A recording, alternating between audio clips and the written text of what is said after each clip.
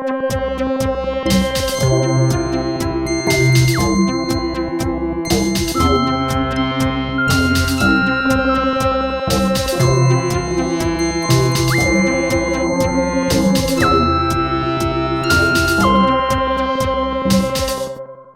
to Crossing the Chasm.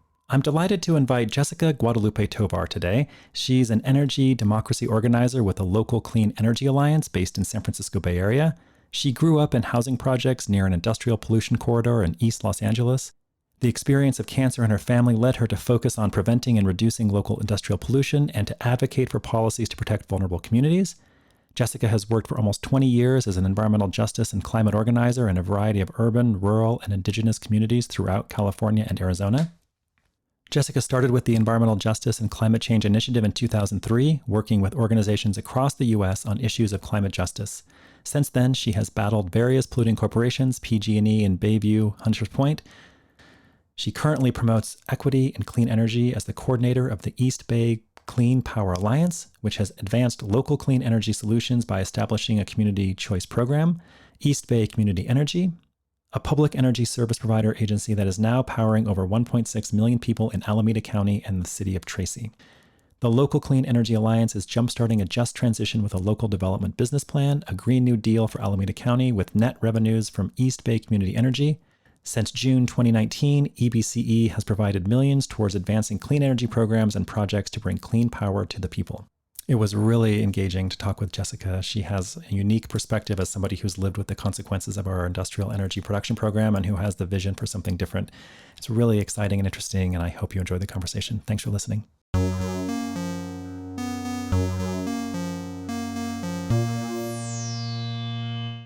Jessica, welcome to Crossing the Chasm. Thank you. It's great to have you. I was really interested when I was looking around for somebody who could speak about community efforts to take more autonomy on their energy, and you came up in your organization. So I'm super excited to hear from you. To begin, I'd love for you just to start by talking a little bit about the chasm or chasms you see as they relate to the work you're doing. Sure. Yeah. So when I think about chasms and in relation to our work, what immediately pops into mind is corporations, and specifically utility corporations, who I see as a hindrance in us really being able to really build out our communities with a decentralized energy system, or rather local clean energy, which is what we're really emphasizing. Is really having more community controlled energy systems. And that requires having control at a local level. And a lot of what we come across is we're really battling corporations who are really trying to maintain their monopoly and their control, their power, essentially. So that's what comes to mind immediately. So I'm wondering if you could just give us a little bit of background. So everybody uses energy, of course, and they turn on their lights and they get an electric bill and so forth. I'm wondering if you could say a little bit about how energy is produced, who owns it, how it's distributed. Just give us a background on where our energy comes from generally. Sure. Well, the majority of folks probably don't know where their electricity comes from. When you switch the switch at home and the lights come on. Very few people have an idea of where this electricity is coming from. And that's because the majority of our energy comes from remote sources that are owned and controlled by corporations.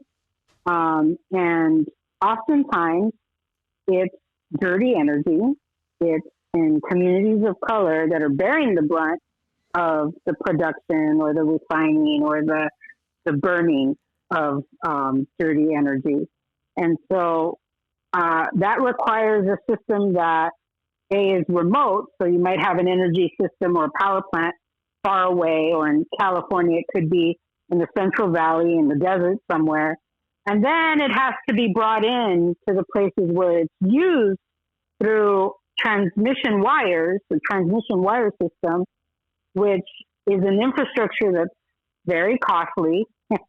And if you're in California, you might have heard of these wildfires that we have, and a lot of them are caused by this transmission wire system that's poorly managed by a lot of these corporations. So you have energy that's being brought in from far away, and oftentimes it's dirty. It's transmitted into the places where it's used, and then, you turn on the switch at home.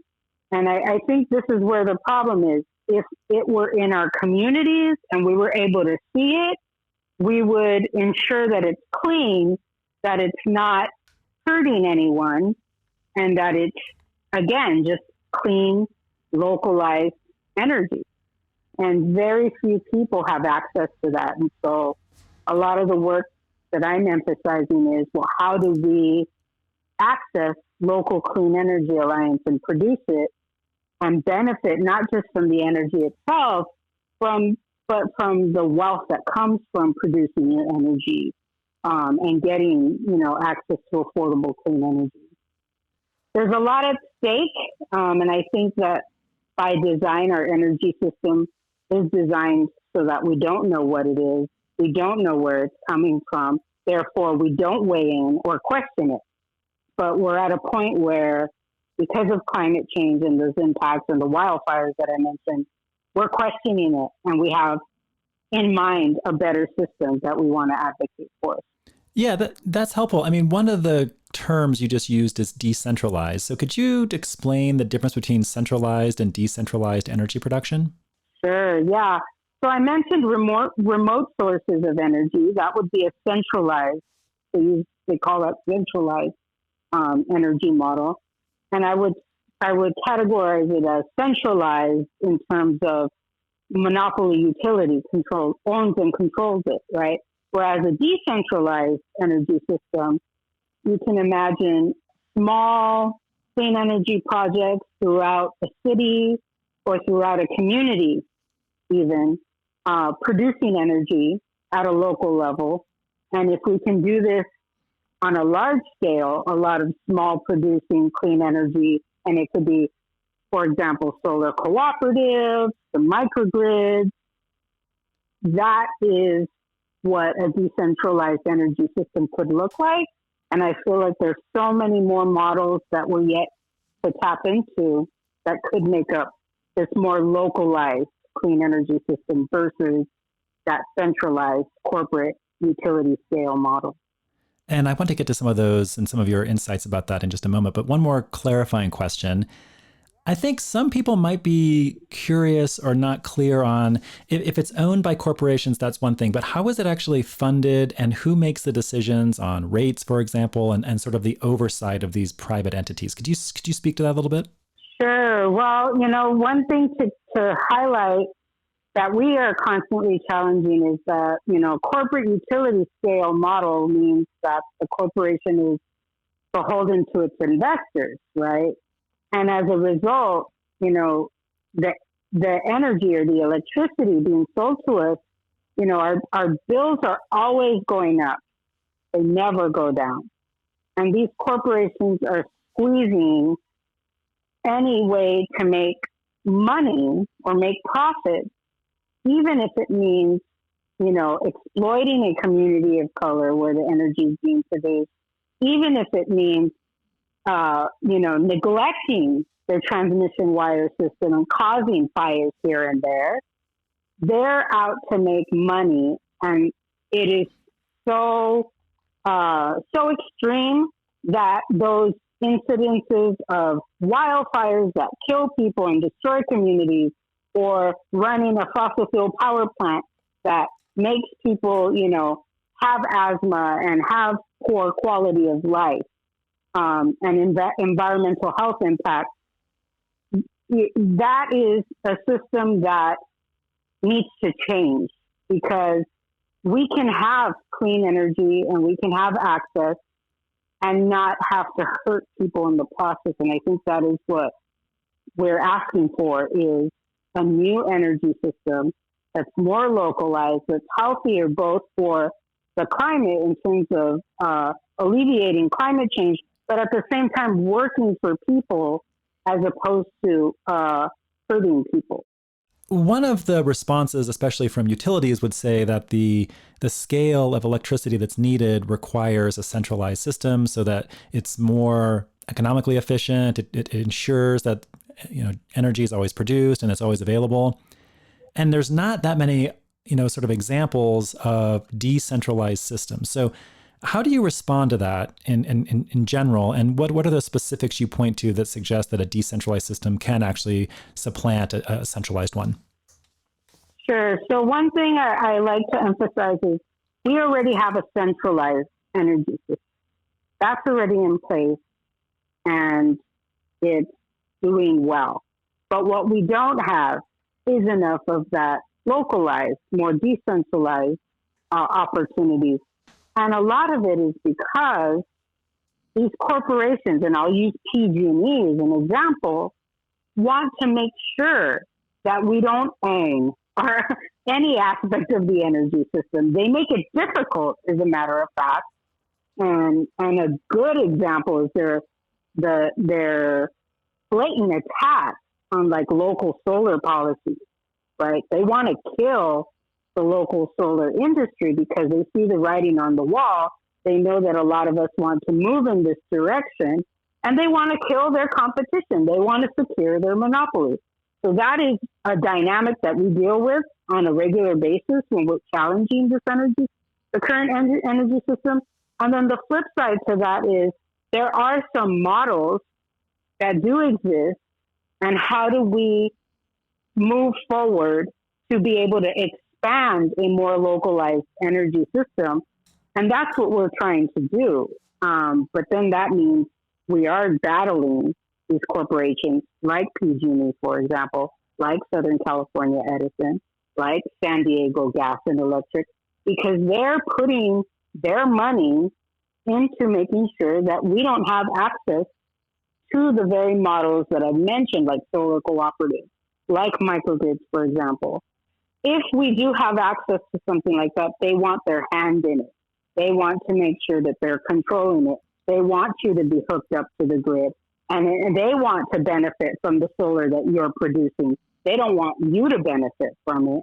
And that's why they're constantly trying to ratchet down or kill policies that incentivize solar production, for example, at a local level. So that's what we're dealing with. But I think, it's important for me to highlight, I come from a community that's been impacted by dirty fossil fuel energy production. And gosh, in my neighborhood, I seen the transmission wire infrastructure, break and cause fires. It's happened. And huge transformers just spark and catch fire. I mean, it's scary if you've ever seen anything like that firsthand. But growing up in a community like that, our health was compromised. We didn't reap the benefit of these multi-million and billion-dollar infrastructure in our own backyard. And so what I'm saying now is we need to flip the script on energy so that it works for us in terms of doesn't, cause adverse health effects. And in a decentralized system, we'd be able to create local clean energy jobs, which would advance communities that have not benefited financially from the energy system.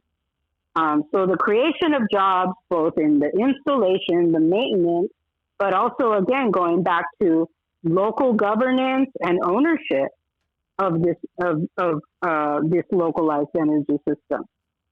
And that is something that these corporations don't want us to have, but we're fighting for it. And yeah, that to me is very important if we want to make an energy system that is actually good, clean, and benefits us, and is affordable, right? Because again, our bills always go up, they never go down. Ultimately, I would like to see energy as a human right. And I think that the pandemic itself really highlighted how important access to energy is, just as it is important to have access to clean water, to housing, to food. When we had to shelter in place in our homes, If we didn't have access to electricity, we couldn't work. We wouldn't have access to our communications in the event of an emergency, or the communications that we have to make, with families to check in at a time where people were getting sick and we couldn't see each other in person because it could be a life or death situation. So I also want to highlight the message that energy is actually a human right.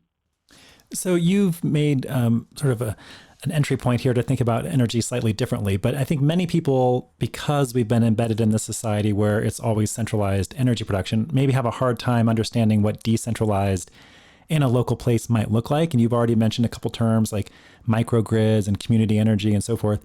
Can you spend a little time really laying out what would it look like and how would it be organized if people and communities could produce their own energy? Yeah, thank you. So yes, so I spoke a lot about the production of it, right?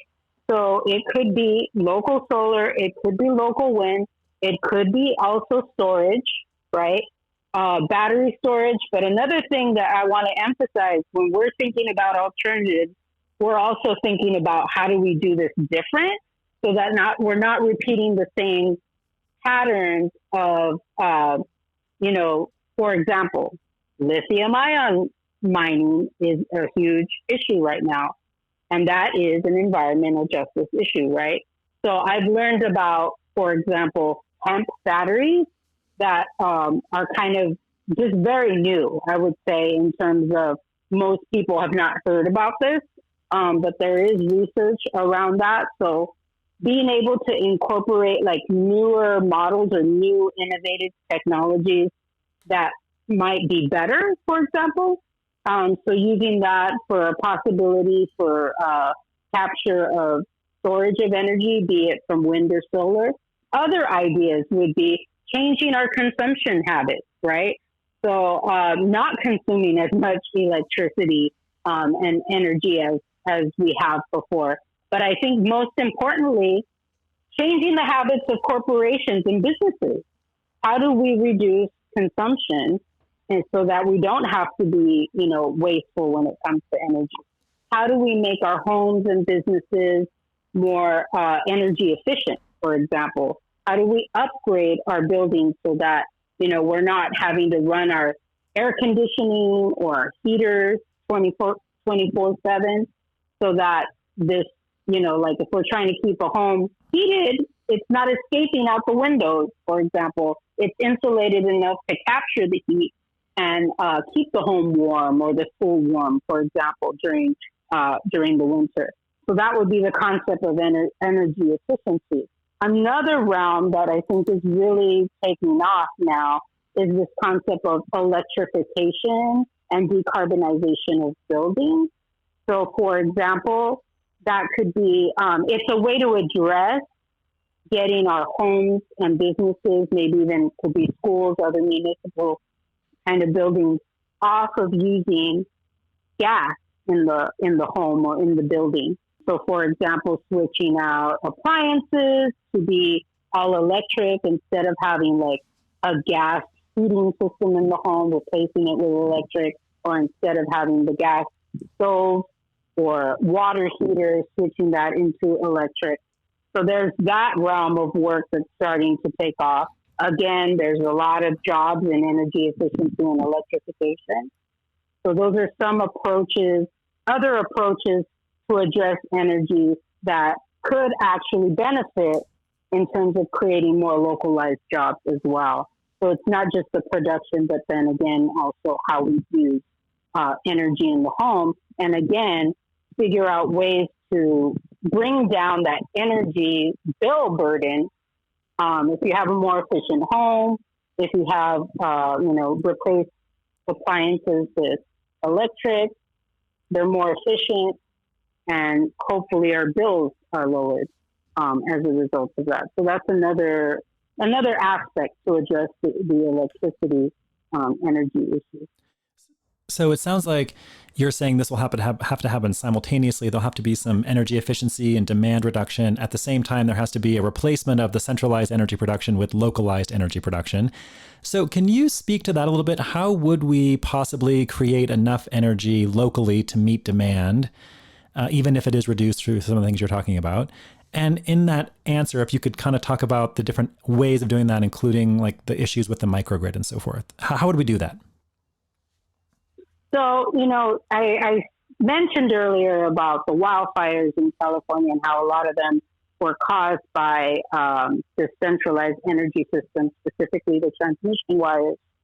And so a lot of what we've been advocating for too is like, well, how do we plan to keep the power on in the event of a crisis, some kind of crisis, or because a lot of these corporate utilities have instituted power shutoffs as a way to prevent future fires, even though I want to be clear, they do these power shutoffs and they still ignite fires. That's happened. So what we've advocated a lot for is microgrids, which is pretty much islandable solar with energy storage that could function in case there's some kind of a grid failure or some kind of power outage, be it by some kind of, could be an earthquake, it could be something. We're at a point where we know we have to be planning for crises because we're living in one right now. So having this decentralized microgrid that can function when there's a grid failure of some sort. Keep the lights on. It could be a school. It could be a block, neighborhood, block by block microgrid. It could be a multi-family apartment building. It could be another example that I think is a good one too. It could be like a food bank or some kind of crisis resilience hub, a place where people go to when they need medicines refrigerated, breast milk refrigerated, or they need access to refrigerated food to keep people, fed in the middle of a crisis. You think about at a food bank, maybe there's large refrigerators that need to be running, right? They could benefit from having a microgrid that makes sure that the power is on and the food and the medicine or the breast milk, whatever it is refrigerated, doesn't spoil, and can be used and not rely on a grid that already has failed us. Just want to mention, it's not just here in California, but like I want to mention like the super freeze that happened in Texas, for example. A lot of people went without power during a real freeze. We don't know what's next as a result of climate chaos. We don't know what's next, but we need to prepare. And one of these solutions that we've come up with is the idea of microgrids. So I guess the obvious next question is, if I'm hearing you correctly, the microgrid is basically people creating local energy production that then goes into a smaller grid that's just a neighborhood or a few buildings and so forth. That seems pretty straightforward. I guess if the question is, if that makes so much sense, why don't we have that already? What is really holding us up from being more prepared and having more autonomy with our energy? It really comes back down to, these utility corporations. They don't want to see us go that direction. They want us to be dependent on them for our electricity and for our energy. And what we're saying is we not only don't want to be, we can't be. If our communities really want to plan for survival, because again, we don't know what curveball is going to hit us next, we want to have this kind of infrastructure in place.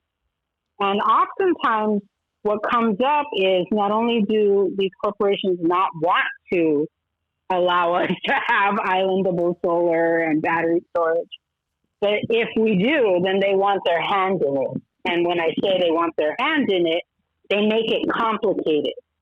If we say, for example, we want a whole community, a whole block to be on one meter, they don't want that. They want every home, every business to have a meter and they want to make sure they control, what kind of, how much you're consuming and charge you for it.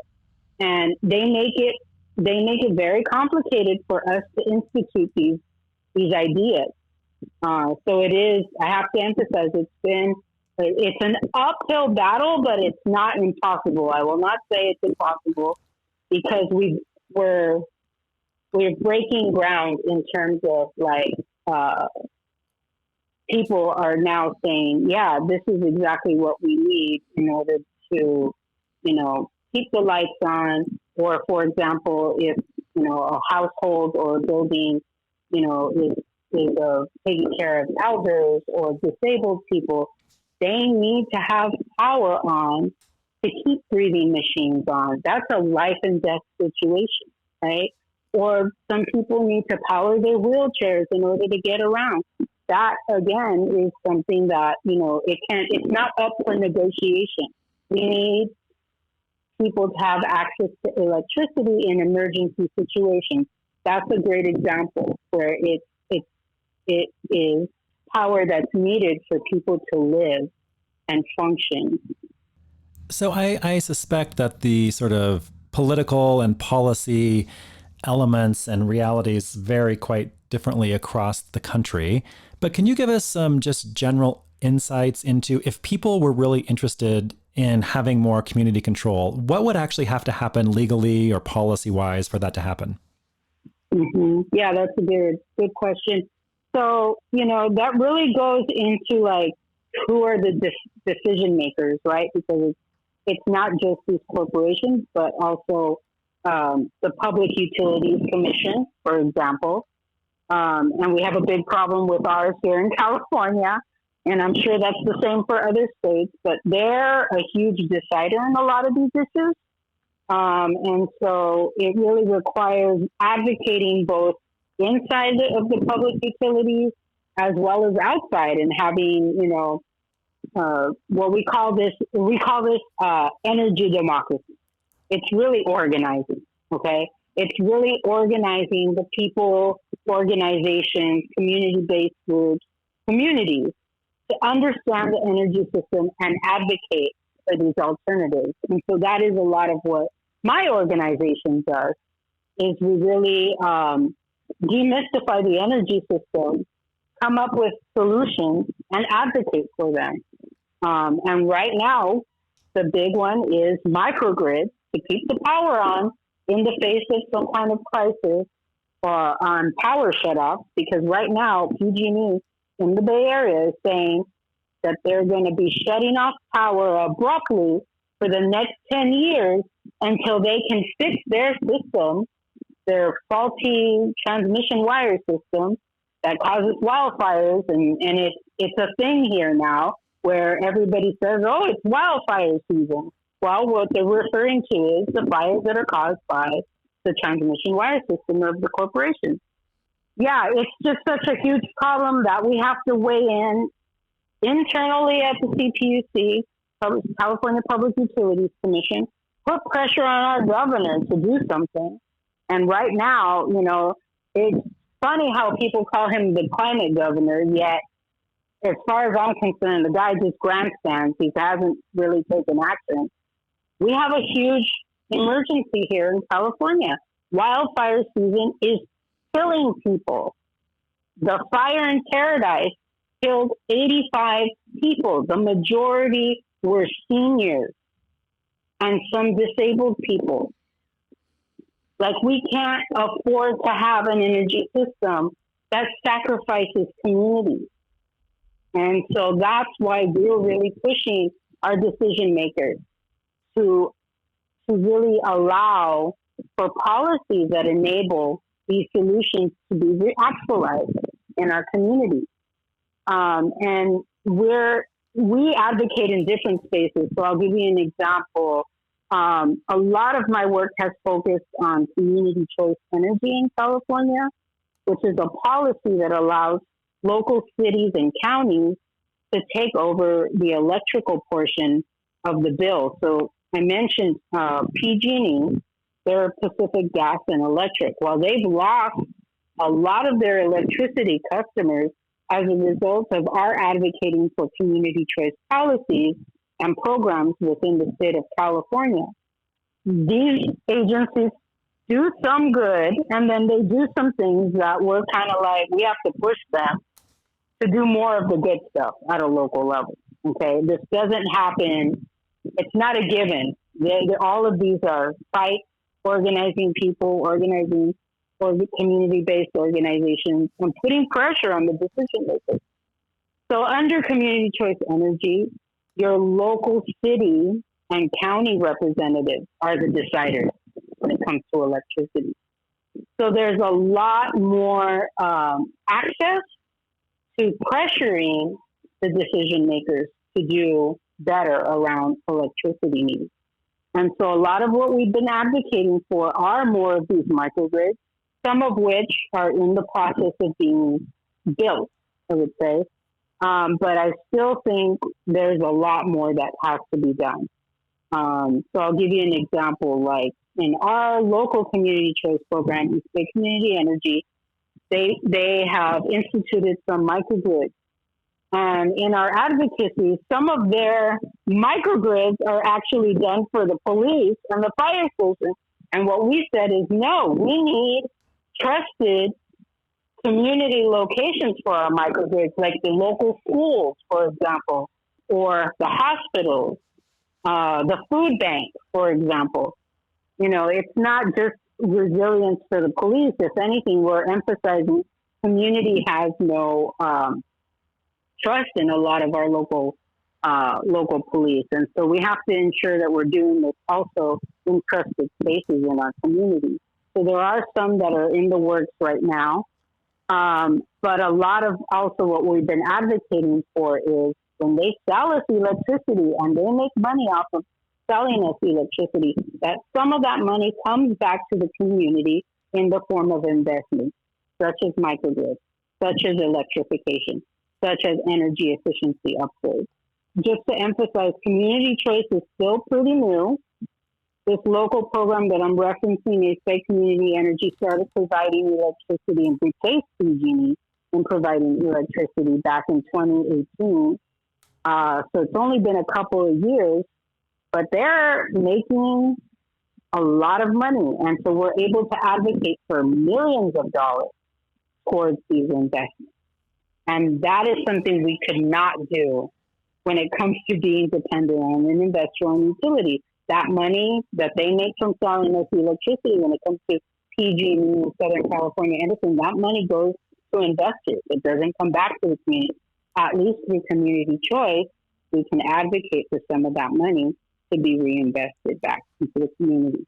The funding issue is really important. So it sounds like you're advocating for a redistribution of some of those funds that go back to the utility. Independent of that, is there basically is the only option essentially having local city and county governments foot the bill for this? Is that what you're advocating, or are there different mechanisms to fund these projects? Yeah, there is at a local level. We're using community choice. We advocate through the CPUC on a statewide level for more investments as well, mostly around specific programs and projects.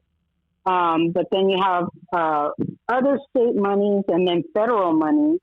We're really looking towards this commitment from the Biden administration called Justice 40, where the Biden administration is committing to investing 40% into building and funding such programs in communities that have been disinvested for too long. And so we're hoping that we can leverage some of that federal money to fund some of these microgrids as well, and specifically community-owned and run microgrids. Because again, through community choice, those are run and owned by the community choice program. We want to see it owned and run by the people in the community, and so that's still work to be done. So there are opportunities for money, but like I said, this is all new and emerging.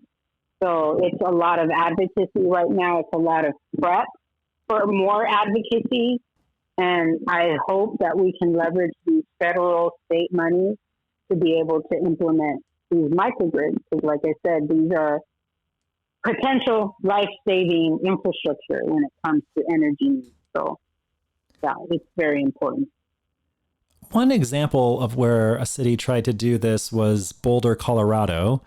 And that was a long, painful, very costly attempt for the city of Boulder to basically take control of their local energy production. In the end, that didn't work. And I don't want to spend too much time on that, but I'm just wondering if you can speak to some of the challenges. Again, you've made clear that corporations are a part of this landscape, but how is it that cities are going to be able to wrestle control away from investor-owned corporations? Yeah. Like I said, it's a battle. It's a battle that we've taken on. And it's pretty much something that has to be done because at the end of the day, what's happening state by state, not just here in California, is that these investor-owned utilities are investing so much time, money, resources into gutting local solar policies using that as an example, right? It's known as net energy metering, but what it is local solar policy. That when we produce our own solar, we should be able to, get credit on our bills. And if we're able to produce more solar than we use, we should be able to benefit by making money from that extra solar that we produce. And what the utilities are trying to do is completely gut net energy metering, that policy that would regular people to put solar on their roof and produce extra clean energy for their neighbors. And what the utilities try to do is they want to be able to take credit and for the extra solar that you produce and make money off of it.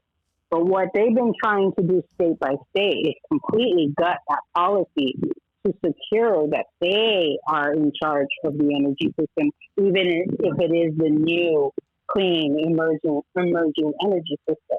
So that's where things could go awry, and we want to make sure that we have ownership and control. There is a transition already happening, but what it boils down to is who benefits from this new clean energy system. And we want to make sure that it's us this time around and not just these corporations. Corporations already made money off of us, already made us sick, already burned up our communities. We're done with that energy system as far as I'm concerned.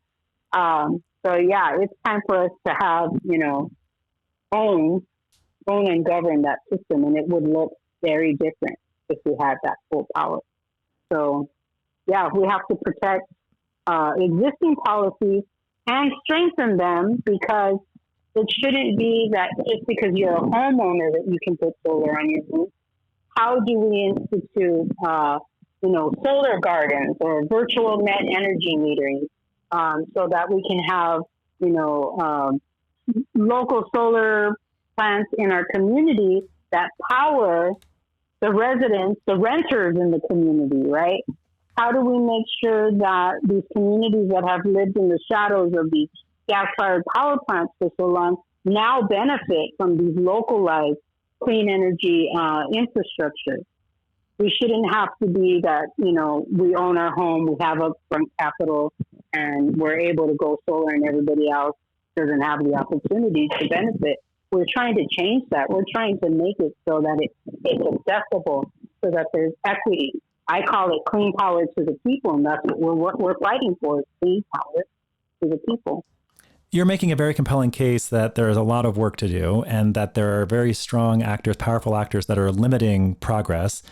But I think implicitly you're also saying that it's not merely enough just to put solar panels on your home, which is a lot of the rhetoric we hear around addressing climate change. We just need more solar, but that's not enough. And why is it that we don't hear more about the need for community energy, do you think, even within those people and those entities that really care about dealing with climate change? I really do think that these corporations drown out our stories, because I'll tell you, as somebody who's working every day in this advocacy sector, we are networked. We are all over the United States, from Alaska to Puerto Rico. we have community groups that are advocating for local decentralized clean energy systems that can weather the storm. These microgrids that we've been talking about, like that's exactly what people in Puerto Rico are advocating for. They were hit hard by hurricanes. Their entire energy system was destroyed. People went without electricity for months. In Puerto Rico, our allies there, they're advocating and fighting hard to have access in the way that I've described at a local level. And then we have a government that is trying to, make way for corporations. And that's something that we're battling every day. And it's even worse for the people of Puerto Rico. So this is an effort that's happening all across the United States. And if you're not hearing about it, I really would say it's because these corporations don't want you to know that there is an entire movement moving in this direction. I'm just one of many voices. Is there any place listeners could go to find out more about that? I mean, your organization has a website, obviously, but is there any broader group that sheds light on these efforts around the country? Yeah. So, and when I mentioned the network, you should definitely check out energydemocracy.us or .us, energydemocracy.us. There is so many community efforts and organizations that are fighting for a decentralized clean energy system, one that's not dependent on corporations for the resilience and the transformation in our communities. So definitely check out energydemocracy.us. There's also a book called Energy Democracy. It's called Energy Democracy, Advancing Clean Energy Solutions. And it has stories from various communities and community efforts. And my organization, Local Clean Energy Alliance, is in there. Our coordinator is co-editor of that book. The other person is Denise Fairchild of Emerald City. So there's a book to check out, a website, and certainly check out localcleanenergy.org, which is my organization. So you've painted a nice picture here of how we could think about energy democracy differently. Are there any examples, either in the U.S. or abroad, where we could point to suggest that a different kind of energy system, production, locally owned and operated, is working and can work? Yeah, I think there's some partner organizations that are actually running, solar cooperatives, for example, in rural areas. And actually, it'd probably be great to interview them and feature them in a future episode, because you might be able to get a lot more, firsthand information on what that looks like on the ground from people who are making it happen, right? So I definitely want to point you to some of those groups. You can talk to them about that. But yes, there are some small scale, but like I said, we're trying to expand our policies to allow this to happen on a wider scale so that it is normalized in our communities. And that's, again, where the fight is. It shouldn't be limited to demonstration projects. This needs to be a way of life. And that's what we're fighting for. Your organization also talks about demand, which you mentioned earlier, and you talked about energy efficiency and so forth. But one of the other elements you all are working on is actually city planning and trying to organize, plan, and develop cities in different ways. Can you speak to how city planning is related to both demand management and overall, promoting local community energy? Sure. So really, when it comes to the city planning realm of things, again, as I've emphasized, we're not advocating for a new remote energy system. We're advocating for building this in our built environment, in our cities where we use the electricity, being able to solarize. If you think on imagine what our communities look like, right? We have homes, we have apartment buildings, we have schools, we have warehouses, we have city buildings. If we can solarize all those rooftops, we can produce a large amount of solar to be able to both power our communities with clean energy. And if we design it so that it can island in the event of some kind of unforeseen crisis or an instituted, power shutoff, we can keep the power on in all these places. So, thinking about it on that scale, it's important to include planning because we need to be able to look at all the rooftops in our community or think about where we're going to, be able to put, I mentioned solar gardens, smaller scale, solar, it could be a small plant in the middle of a community, or it could be, maybe you've seen some of these parking structures that have, solar arrays that are used to also shade cars.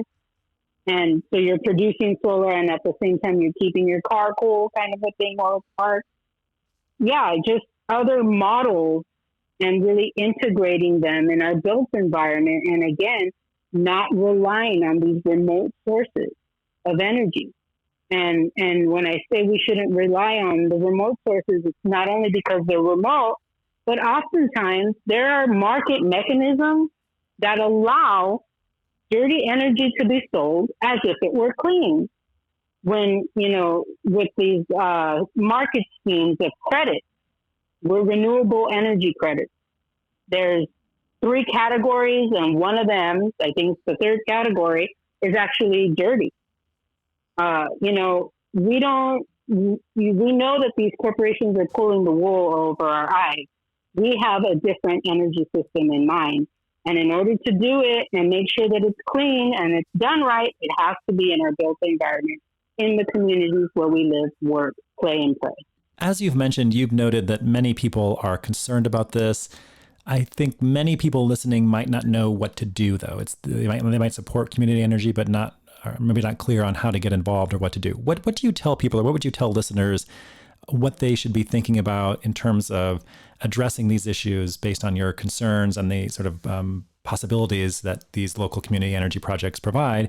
How can people get involved? What should they do to try to make them happen?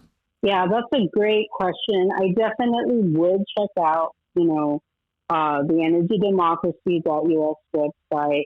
There might be a community group that's already doing something similar, either in your community or near you, for example. Network, even if we're not in your community, let's connect, let's talk. That's how I've learned. I have no background in the energy system. My background has been being harmed by the energy system. And I ended up here as a result of wanting to change what energy looks like in my community and make it so that it's a solution rather than a harm. And so by connecting with other community groups who are doing this work, who are learning about it, there's a lot of efforts right now and accelerators that have taken off. I'll give you an example. There's one called the Justice 40 Accelerator, because I mentioned that the Biden administration has committed to funding such projects in communities that have been harmed for so long and disinvested. And so there's efforts like that to prepare community groups on the ground to understand, what these models could look like, where the funding is, the government funding, how to go about applying for this funding.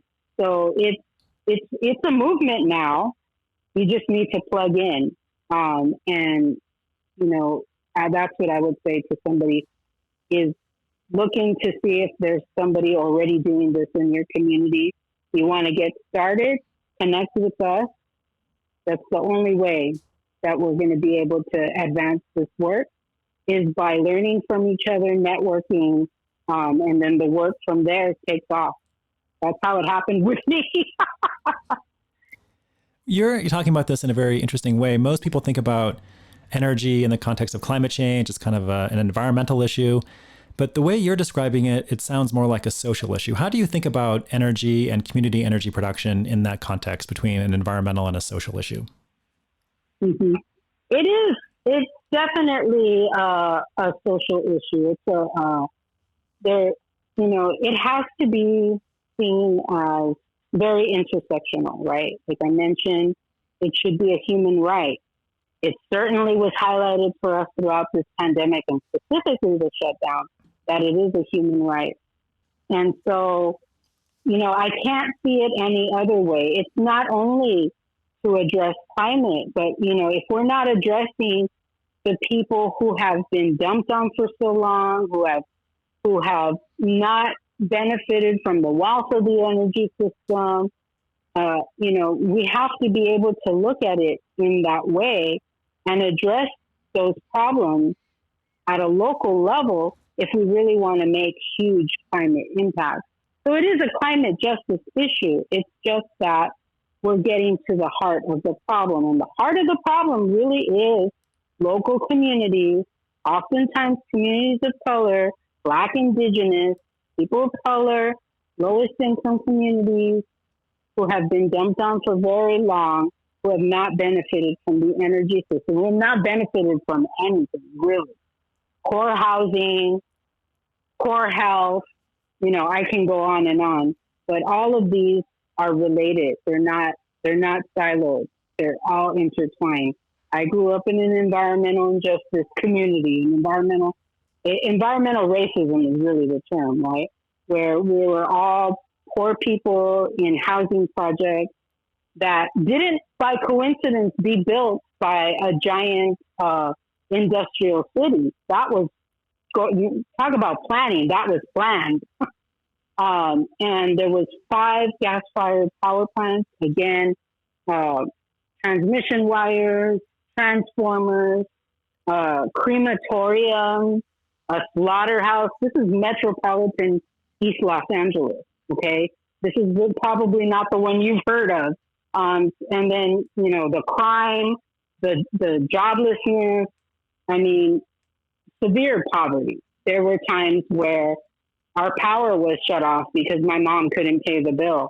Imagine living by 5 gas-fired power plants and that myriad of transmission wires. Your mom can't pay the bill, and guess what? These corporations turn your lights off. Damn.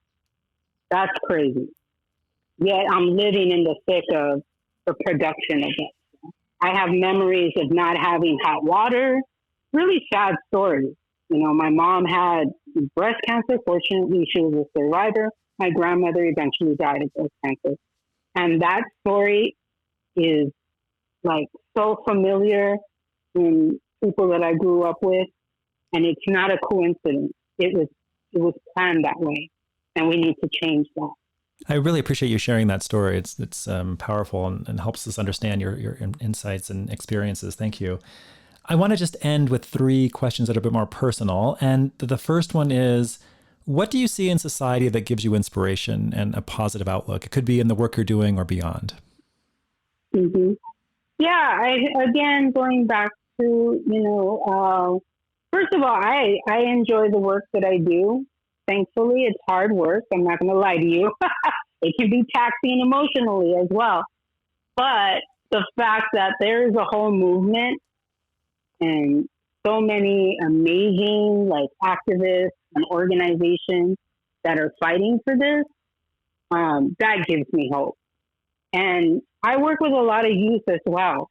We're advocating for their energy system. We're advocating for a new economy, one that's regenerative, one that's not hurtful.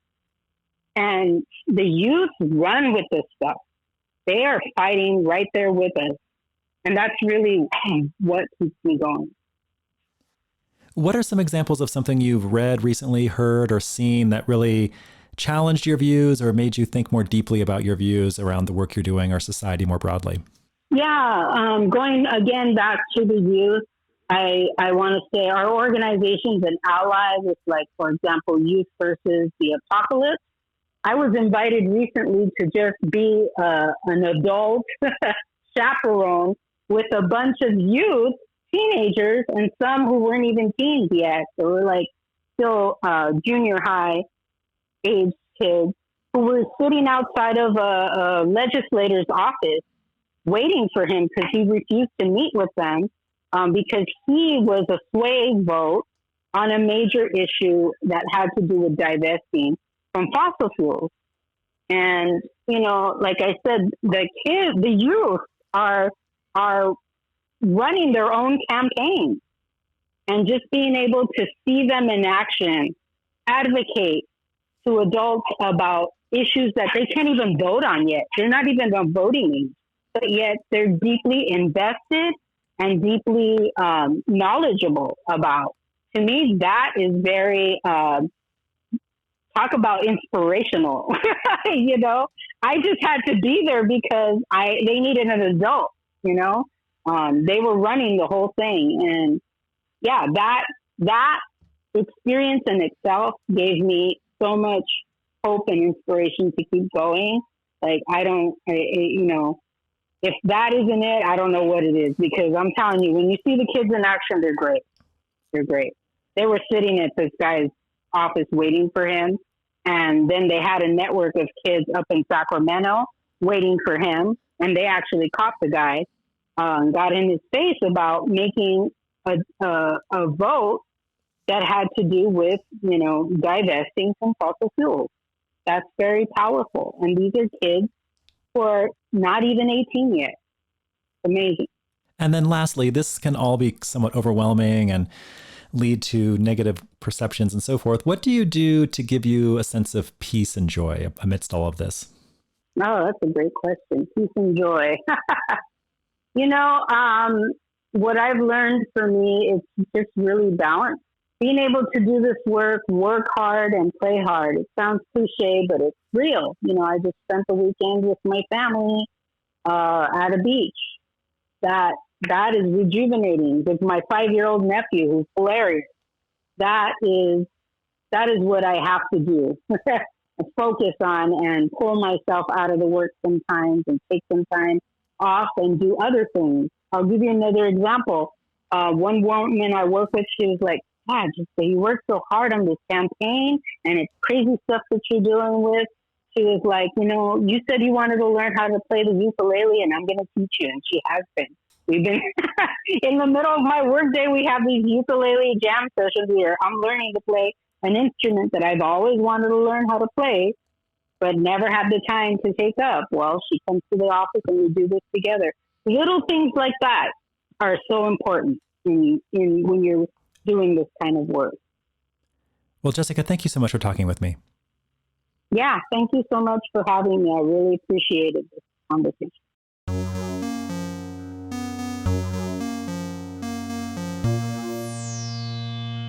I really enjoyed my conversation with Jessica. She has a unique perspective and so much experience. I especially appreciated the way in which she thought about the difference between just putting up solar panels and actually having community control. I think not enough people have heard about that, and her persuasive argument is quite compelling, and I hope you enjoyed it.